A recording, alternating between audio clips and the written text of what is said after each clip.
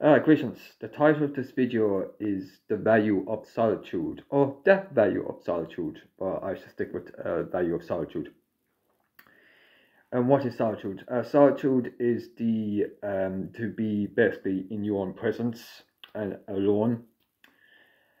That's solitude, usually by yourself, away from everything else, and just in your own presence. The value of solitude, I shall go over. The benefits of it: peace, because you're away from drama and the complete utter fallen state of the world. It helps you stay focused. It helps you just relax, and it gives you a moment to self-reflect and to think and to plan. It also could be benefit for you if you're someone that struggles with social anxiety or struggles being around people. So I value solitude a lot. I have since I was a child. I remember as a child I spent a lot of time by myself, and it gave me great peace. Just simply playing with toy soldiers, just by myself, hugging my teddy bear. I often value that, praying when I was a child, and just kneeling down and praying beside my bed.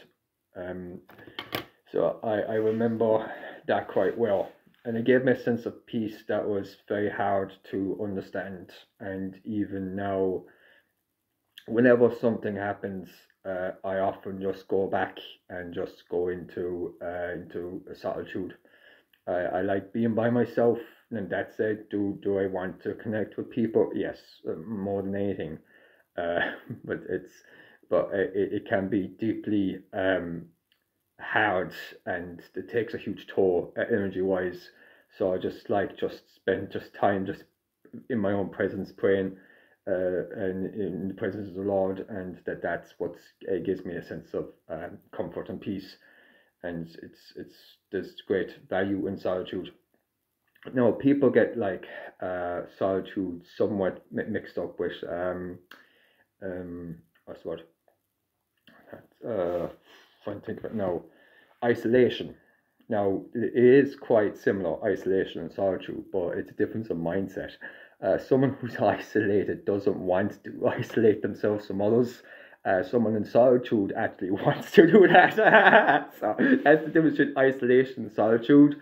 One is like forced, and one is willingly. I willingly want to solitude myself, or and someone said that's kind of isolated because they can't tell the difference. I just don't like being in the presence of too many people that I can't either trust or they're disloyal to me, and I just don't want to deal with the social anxiety of all that nonsense. So I just prefer to be in my own presence. I wasn't a child, hence why I love solitude.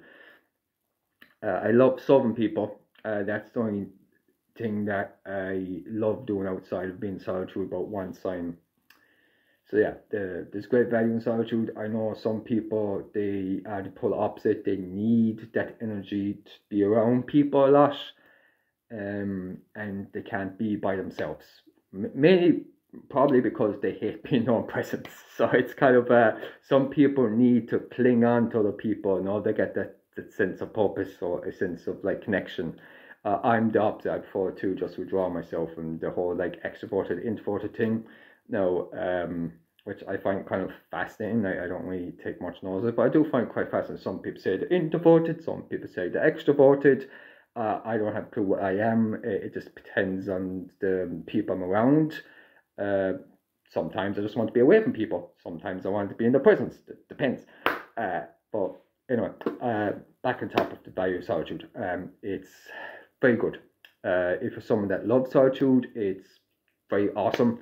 There's no drama, there's just peace. You can just be in your own presence, just walking away, and it can be very rewarding, and it can be gives you a sense of doing something.